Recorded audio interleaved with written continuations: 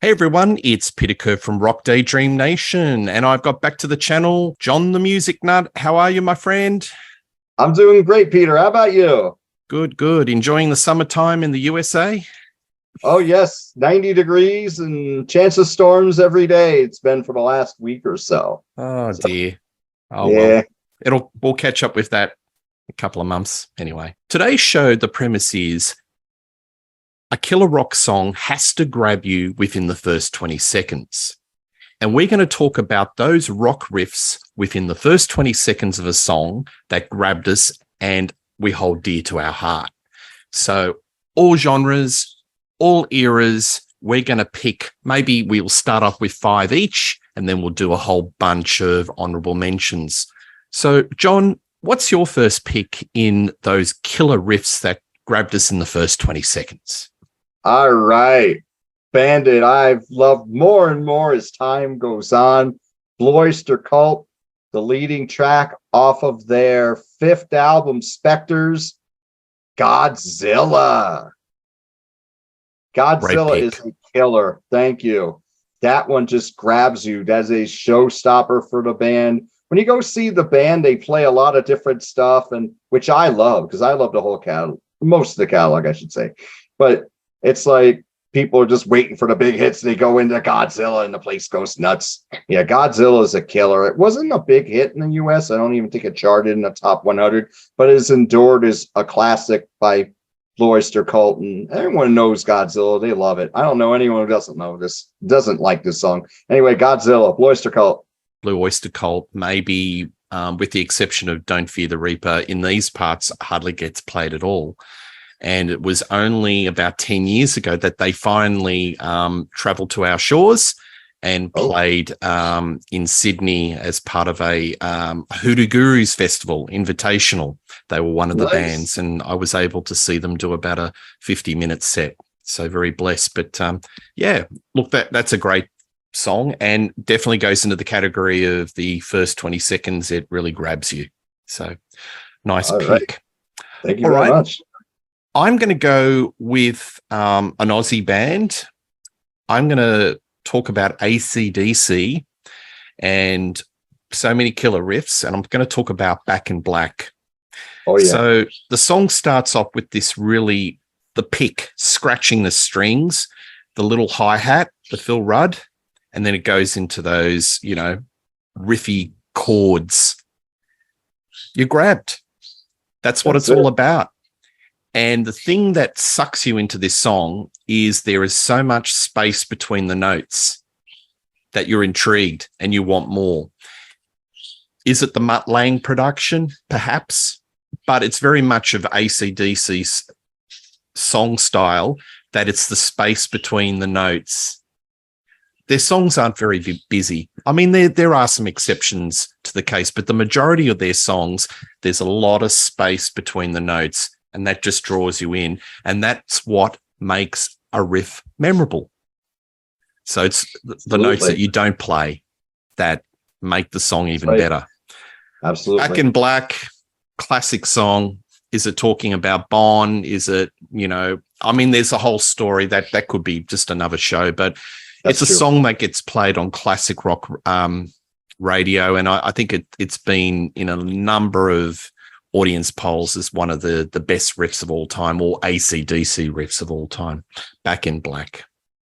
Excellent pick. You got 4 songs on that album that still get played heavy in the States on AOR radio.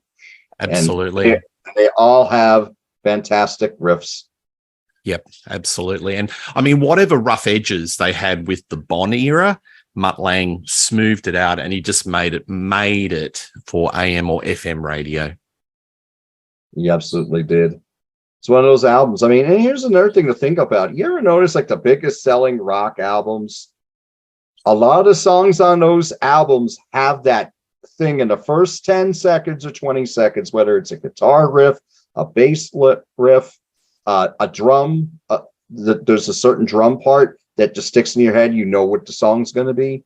That defines the albums that sold like over 10 million copies in the States, for example. They're all led by those songs. Yeah, absolutely. And as we go through our list, you'll see there's a bit of a pattern here. Space between the notes, riffs that not terribly complicated, that draws the listener in. So, Exactly. all right, mate, what's your next pick? Okay. Well, I wanted to start with Godzilla before I went to this next one. Now, this song was like Godzilla, not because of the song itself, but like the monster Godzilla, because Godzilla destroyed things. Well, Nirvana and their song Smells Like Teen Spirit destroyed musical genres. It changed radio. That opening riff, you know what it is. You heard those opening riffs. That song soared up the charts. It became an anthem for our youth who were not happy with the way things were at the time. And it destroyed the happy hair metal hard rock music, which a lot of it I loved. But when Nirvana hit, it felt like a fresh air to me. Felt like a breath of fresh air to me. And it destroyed things just like Godzilla. And from that point, I think it changed the industry. And the fact that all of a sudden you start having a lot of these songs where they had soft verses and loud choruses. You always heard that a little bit here and there, but from then on, you start hearing a lot in alternative and adult alternative music too. But what brought you in? That riff. Smells Like Teen Spirit, Nirvana. Yeah, well done. That is definitely a riff that blew a lot of people away and drew people in. And it was definitely a game changer. And I'm trying not to speak in cliches because millions of shows on YouTube have done shows on Nirvana and how it killed grunge. All I've got to say is music is in cycles, and sometimes things have to happen. A major seismic shift has to happen to shake things up so music can evolve, popular culture can evolve. And I think it was one of those moments in time that Nirvana, right place, right time, lightning in the bottle, and it created a change in rock. And I think it was described that overnight radio playlists, there was a lot of delete buttons being pressed and a lot of new music from the Seattle scene and alternative that were added within a space of about a month. So it's just one of those things. And I think it's just like evolution. The dinosaurs died and, new species evolved. It's just the circle of life. And I'm glad it happened. Punk was the same in 1977. Yes. It's happening all the time. But look, in regards to the riff, it draws you in, and it's made for radio in an odd sort of way. It's alternative, but it really punches out of the speakers. It's not sort of abrasive. It's made for radio. So go figure. Absolutely. All right, my next pick is one of the holy trinity of hard rock, classic band Led Zeppelin. Now, I'm going to go to the first album in 1968, and I'm going to be talking about Good Times, Bad Times. To me, that is the first high point of Led Zeppelin. So you have that guitar stab, and you're listening, oh, what's this all about? And you've got that little hi-hat, and then the cowbell, and then it goes into this rock riff that is just so memorable. Again, musically, a riff shouldn't be complicated. It should be simple. It should be a simple pattern of notes. Shouldn't have too many notes, so it gets in the noggin. So people remember it and they want more and they listen and they don't turn that dial.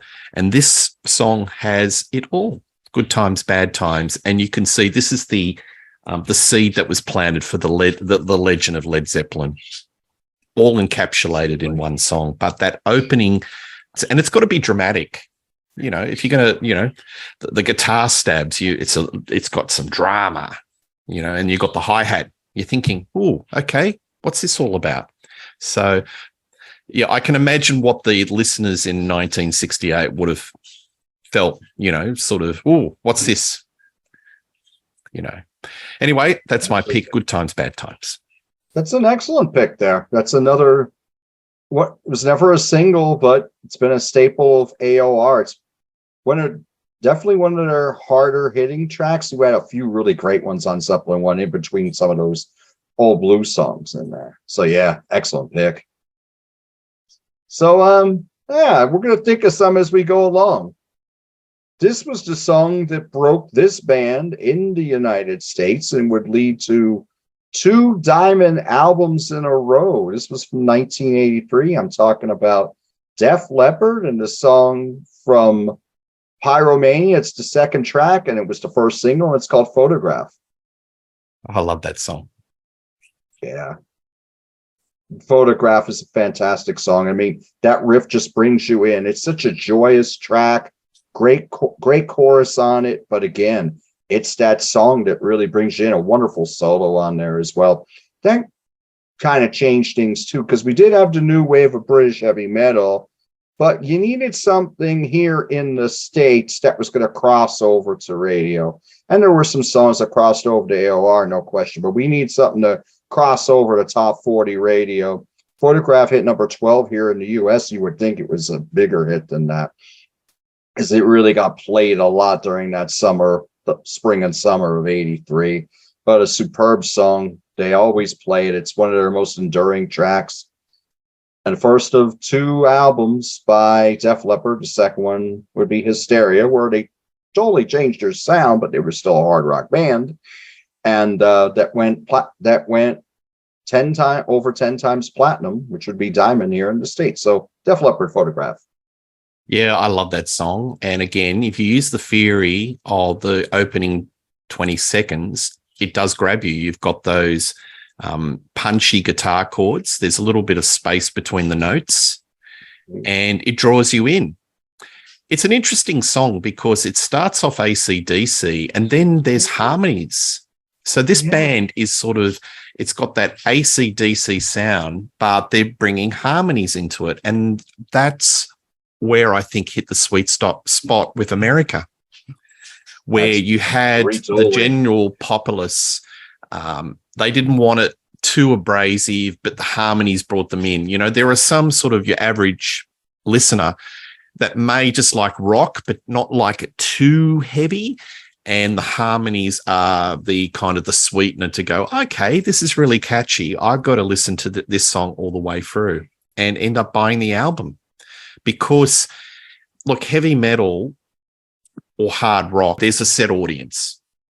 To break through to diamond, you've got to get a lot of the general public that just buy 1 or 2 hard rock albums maybe every 5 years. So there must have been something commercial, some sort of sweet spot that it grabs them in. And I think it's the harmonies in that song and the rest of the album. It hit the sweet spot in the fact that the guys who liked the hard rock and metal still liked it because it still had the bite, but it brought the women in because the songs were so catchy and you could sing along to them. Whereas on Hysteria, it was a little too polished, and then the heavy metal guys were like, okay, I'm out. But then they were bringing in another audience that was more into pop. But with Pyromania, that was an album that like you could be into. You could listen to like Slayer, for example, although they would have came a year or two later. Let's say you could listen to Saxon, you could listen to Iron Maiden, but you could still listen to Def Leppard because there was still enough crunch there that you could dig it. And even if it was getting played on the radio, you could still get into it too, because you also had some great near heavy metal songs on there too. But you had something for everyone, but you had that depth to it. You had that grit and that bite to it that would bring us in. Yeah, I think with the Hysteria, it's a rock album. I don't think it's not heavy metal. It's not hard rock. It's a rock album. And for that type of music, it's fine. I like it a lot. But it's no way, shape, or form like the band that it was. I mean, they were categorized as the new wave of British heavy metal. And by the time of Pyromania and Hysteria, they definitely shed that skin. They were, becoming a very polished type of act. Mm-hmm. But look, great pick.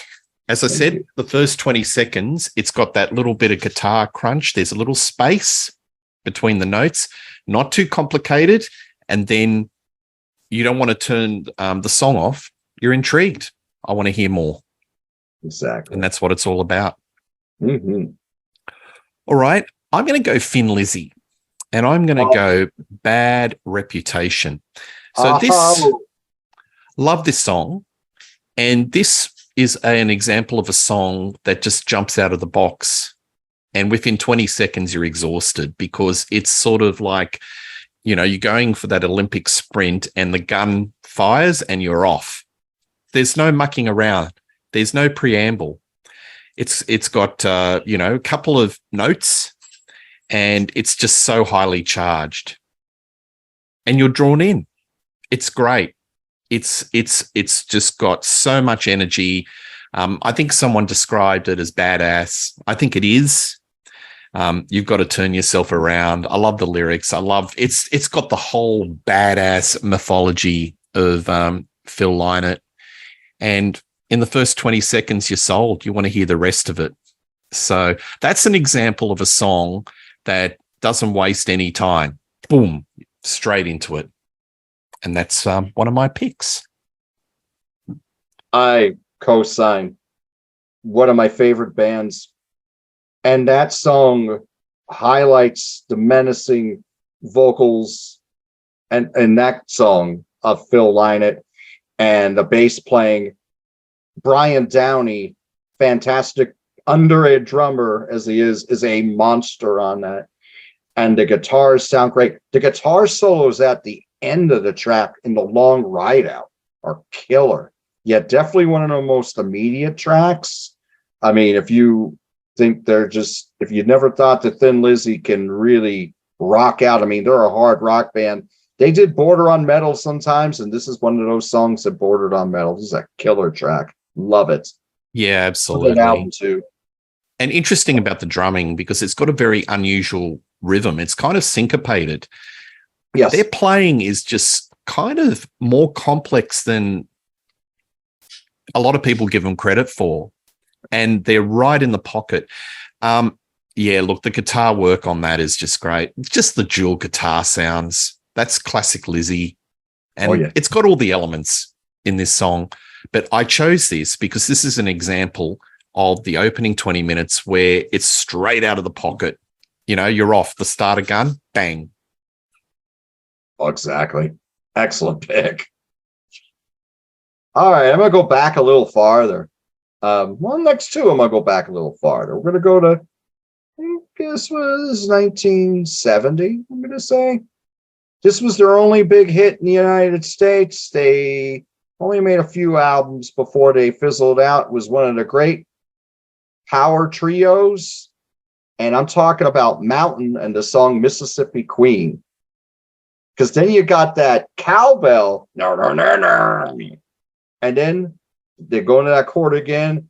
And then you got that sweet solo from Leslie West before he goes into his vocal. It's crazy. It sounds like a song that be written by some band from the South, but they were from New York. And killer track. I mean, those first two albums are spectacular. It's unfortunate that their career, they would break up and then get back together and do that a few times in their career. But those first two albums are fantastic. And Mississippi Queen is the universal track. It's the track that if you ever hear Mountain, they did Mississippi Queen. It's the song that's on great 70s rock compilations and all that. But it's a 3-chord, it's a blues, but it's like a heavy blues, more rock than blues. The solo in it is a killer, but that grabs you in a few seconds. So there you go. Mountain, Mississippi Queen. Yeah, look, what a monster track. And off of Mountain Climbing. I Yes. forgot to mention the album. I'm sorry. All good. Oh, what a monster song. And that is an example of the opening 20 seconds just hooking you in. Mhm. You want to hear more. And that's what a great rock riff song is all about. Absolutely. Okay. I am going to talk about a modern band, sort of. And this may not be familiar to a lot of the Northern American folk. I know Eddie Trunk has spoken about this band as being one of his favorites. And I'm talking about a band called the Struts. Okay. And the song is called Body Talks. So this has got a really fuzzy bass line, and it's got all the elements of a band that is really mining in with the classic rock 70s past. You've got a bit of Stone swagger. You've got a singer that's sort of kind of on the periphery of Freddie Mercury. I wouldn't say he's really mining the Freddie Mercury, but you've got that sort of very flamboyant voice and obviously very charismatic. But this song is just got a throwback to the 70s. It's classic rock, but the thing that grabs you in that first 20 seconds or so, it puts all the different elements in to make you want to hear it right to the end. So you've got that fuzzy bass line, which only has a couple of notes. And again, I'm going back to the elements to grab you in. It can't have too many notes. It can't be too complicated. Right. It's just got to be simple and direct to say, come in, listen, stay put, don't turn that dial. And this is what this song's all about. Body Talks, the Struts. Have you heard of the Struts?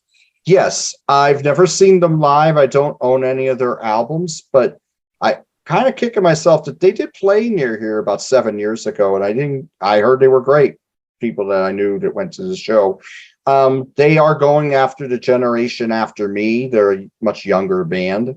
You don't hear them much on the radio. Maybe you might hear them more on stations on Sirius XM. I don't think you hear them on the pop stations here, and you certainly don't hear them on an AOR station because they're not going to play anything after 2000.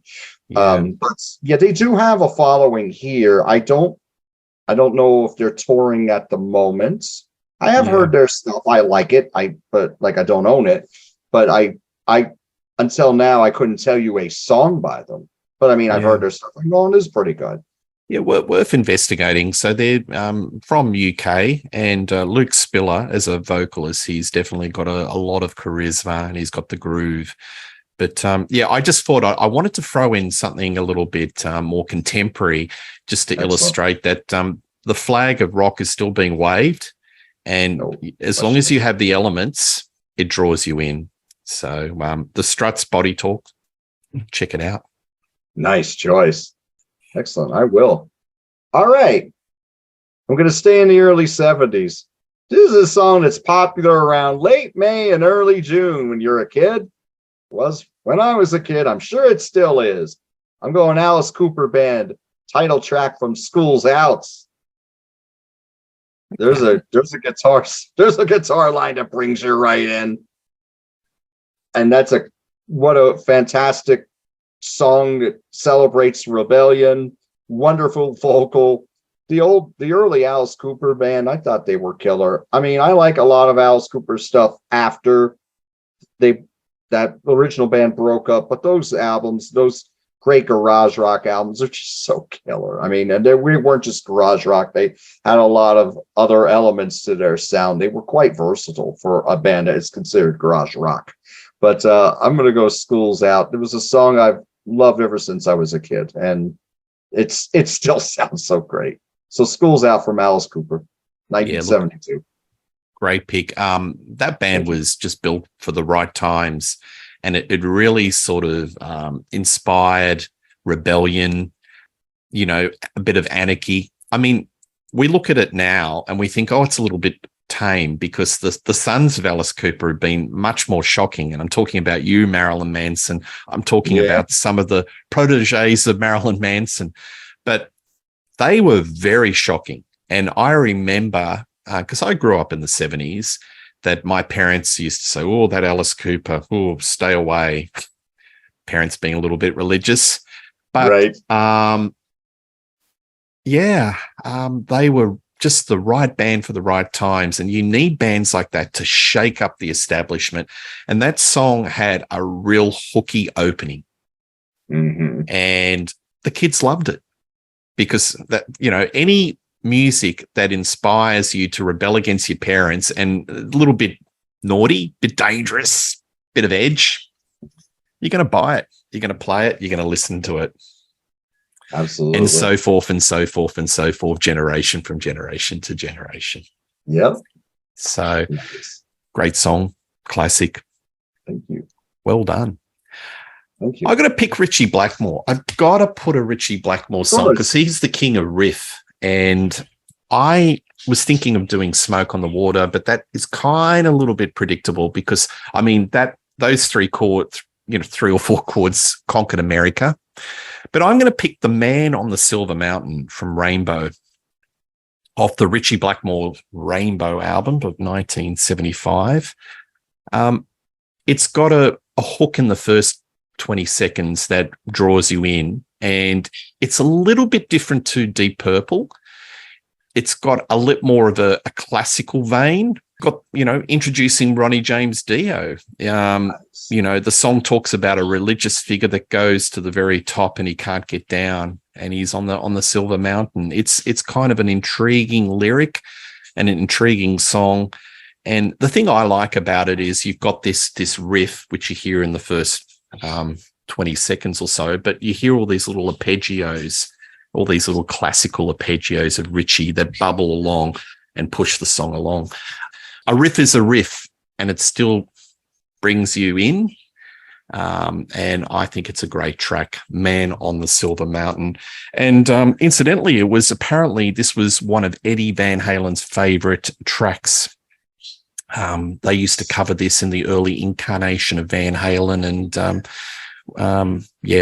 I've been to a lot of metal concerts or classic metal concerts, and when they put the tape before the show of bands, just to get the crowd warmed up. I've heard The Man on the Silver Mountain many times. Motorhead, Motley Crue, they always seem to play this song. So nice. I think it's a guitarist song, Muso's song, Man on the Silver Mountain. May I throw Richie Blackmore in as well, because it just popped in my head as you were talking about Man on the Silver Mountain.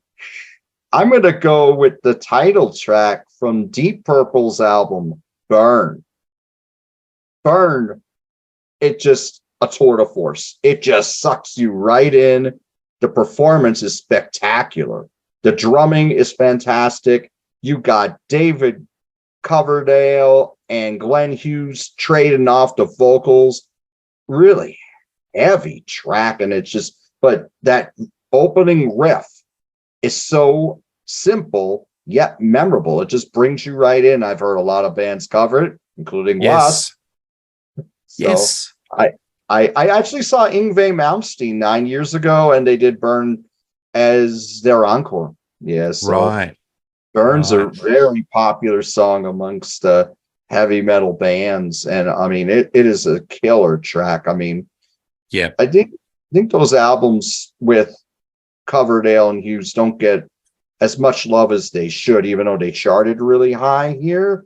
I don't think. I mean, when you listen to AOR here, you don't hear those songs. You always hear stuff from Machine Head. Usually. I kind of disagree. I think they're getting a lot of they're gaining a lot more weight and a lot more status over the years. A lot of people are praising that. No, I think the stocks are definitely going up for those albums because I see a lot of critics polls when they look at the Deep Purple albums. Burn is always appears to be in the top 5. Stormbringer doesn't get a lot of recognition, but Burn definitely gets a lot of recognition. But I guess in America, it may be just regional around your area because it. Correct me if I'm wrong. Radio in America is very regional. It's all very fragmented, isn't it? It really is. Like the people that I know who like Burn are guys like us who are really deep into hard rock music. Yeah, they're the ones who are saying, "But you gotta listen to stuff with after Ian Gillan." But as far as what gets played on AOR, It's heavy Machine Head. You don't hear anything off In Rock. You might hear Woman from Tokyo off of Who Do We Think We Are, but it's very heavy Machine Head here. Yeah.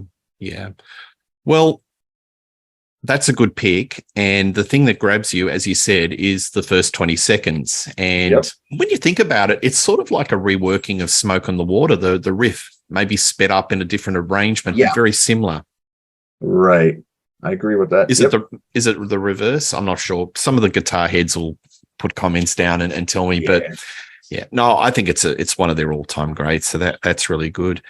I'm going to keep going. So I have got a song by The Cult called Wildflower.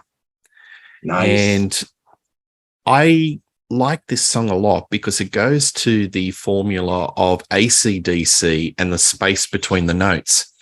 So The Cult started off as a bit of a goth band, a bit alternative, but when Rick Rubin took over the knobs, I think, in the Electric album in 1986, definitely he was mining that classic AC/DC sound. And all the way through, it's the space between the notes. And it's very dramatic. It's very crisp and it's very dry. But again, it's captivating. So they reinvented their sound, but at the same time made it quite interesting. I like Wildflower. Yes, it's very much derivative of AC/DC, but it's an example, like especially in the first 20 seconds where the space between the notes hooks you in and it's not very complicated. See a little bit of a pattern here? Oh, yeah. It's a very strong track. I don't have a lot of experience with The Cult. I love Sonic Temple. Sonic Temple I've loved since high school. The other albums I've heard, but I don't own. But I mean, I've heard Love, Electric, Ceremony.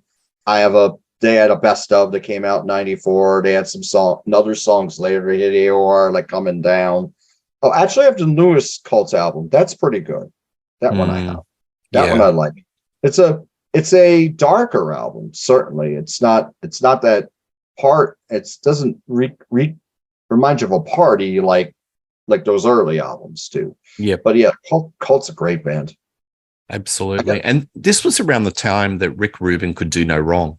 That's true. I mean, he did the production of Rain and Blood. He was doing work with the Beastie Boys, Run DMC. He really had the juju. But the work he did on this album was mighty fine. But again, the thing that impresses me, and I was thinking of this for the show, is just keep it simple. Don't overcomplicate it, and that makes it captivating for the listener. So, Wildflower, that's my pick.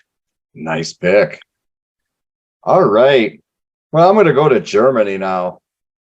I'm going to go with the song that really broke this band in the States, and I believe this was their 10th studio album. This came out in 1984. It's Scorpions, Rock You Like a Hurricane. That riff brings you in. Rudolph's playing that riff. Then you got Matthias coming in with the lead on top of it. And then Herman's drums kick in. And then it just gets harder and harder. And then it goes into Klaus's vocal and it slows down. It gets more atmospheric and then it builds in momentum. And then the chorus just kicks your butt. But it's all led off by that riff. Yes. And then Matthias Jabs, very underrated Matthias Jabs, coming in with that lead on top of that. Yeah. I love that song. Lyrics are as dumb as a dodo, but yeah, it was the times. Well, Def Leppard wasn't. They weren't exactly great in the lyric department either. Yeah, I forgive it because I'm a big stickler. The lyrics have got to be at least rate a 3 out of 10. But but at the same time, they were from Germany, and that was their second language. Come on, mate. The Herman Rarebell they've been singing in English since 1972. You'd think by 1984 they would have had their English translation book down pat by now. Even ABBA got better over time, didn't they? Yeah, but listen, well, they actually did get better. Listen to the lyrics on the Uli John Roth albums. They're worse. And I love those albums. I'm more a big fan of the Uli John Roth era than any era. I love Scorpions. So look, viewers, I'm not ragging on all of their lyrics. But that one was a little bit dumb but fun. Very much in the anyway. Opening 20 seconds. So you've got that really speedy little guitar run and you go, oh, and then it goes into that riff. So it's a bit of a blend. You've got a little bit of virtuosity and then it goes into that sort of more simple riff that hooks the viewer. So yes, that's a great example of something that hits you. And what are the songs that people reference with the Scorpions? That's probably it. Interestingly, When the Change was a much bigger hit here in the States, but you don't hear that much anymore. That's like, it's just like back with its era anymore. You rarely hear it, but you still hear Rock You Like a Hurricane all the time. Yeah. And that's in movies and it's in commercials and et cetera, et cetera. Nice pick. It did cross my mind. It did cross my mind. All righty. Lemmy, Motorhead. You win some, you lose some. It's all the same to me. Ace of Spades. So you've got this amped up bass, dun, dun, dun, dun, dun, and comes in like a hurricane. This goes into the category of the Thin Lizzy Bad Reputation. It just comes out of the blocks. No fuss, no fat, straight out. Really, when you think about it, it's got a simple 3-note descending riff. Fast eddies playing and that propulsive, fuzzy bass of Lemmy. It's great. It's amped up and justifiably, it's one of their greatest songs and the one that really gets played. And that is an example of a song, especially in your parts of the world, that has grown in legendary status because Motorhead around this time were like a blip. They could barely get arrested in America. He relocated into America in the late 80s and over time his legendary status grew. But when this came out in England, that was right in the middle of the new wave of British heavy metal. They were quite unknown in America. This album, you've got Ace of Spades, which was a Motorhead album, but this was the kind of the signature song on the No Sleep Till Hammersmith album, and that was one of the rare albums that went to number one, a live album in the UK, a heavy metal live album. So anyway, that's my pick, Ace of Spades. And I just think it's just the sweet spot. It's dirty, it's grungy, and it's a heavy metal classic because it kind of has it's a blend of like speed, metal, and punk. I love it. I listened to Motorhead today. I listened to Iron Fist. It's another great Motorhead album. I think everything they did with Fast Eddie was great. I mean, and even the album with Brian Robertson, Another Perfect Day, is a great album. It's just a little different, but it's still great. They stretched the songs out a little bit, and they did get a little more melodic, and they brought some different things in, but it's still a killer record. But you can put the song Iron Fist, you can put just like Ace of Spades. It just grabs you by the throat immediately, and it doesn't let you go. And but I mean, as far as an album, I mean, it's weird. You're either an Overkill guy or an Ace of Spades guy, it seems. I'm an Ace of Spades guy, but I love Overkill too. I guess it depends what you like. And No Sleep Till Hammersmith, John Clauser and I were just talking about that album 5 days ago. We both love that album. I have the 2-disc version. It's like a book. They remastered all those albums up through rock and roll. So Motorhead are killer. Yeah, and they're one of those bands where their stocks are up. Their legend continues to grow. So, as I said, in your parts, the critical acclaim or the recognition was quite on the low side, but today it continues, and it's all around the mythology of Lemmy, the rogue, the rascal, the vagabond. You know, the rock and roll lifestyle. You know, you can imagine he died with his boots on. Probably did. He probably did. Yeah. And the thing with them is they were a band that, they were like the Velvet Underground. They were like the Ramones. As time went on, more and more people appreciated them. They're probably more popular in the States now than they ever were. And none of that classic lineup is with us anymore, just like the Ramones. Well, when you see Taylor Swift or Keisha or the Kardashians wearing a Motorhead t-shirt, I know they've made the cut. Yeah, that kind of ticks me off because you ask them, name a Motorhead song. Huh? Yeah. Yeah. That's true too. I mean, it's like, oh, it's hip, it's cool, it's now. Yeah. Do you know any other songs by Aces? Do you know any Motorhead? Ace of Spades. Do you know a second one? No. Yeah. Anyway, it's like back when I was a kid, when they say, "Oh, well, I love Led Zeppelin. What album do you have? 4? Do you have Physical Graffiti? What's that?" So that's what it was then. Yeah. Yeah. So let me see. Oh, okay. I'll give you one. How about this is off of their second album? I believe this would have been 1978. This is a band that was much bigger in the UK than they were in the US. They were from the UK. They were one of the best bands from the UK. For many people, they're the only band that ever mattered. And I'm talking about The Clash. The song I'm going to go with is Tommy Gunn off of Give 'Em Enough Rope.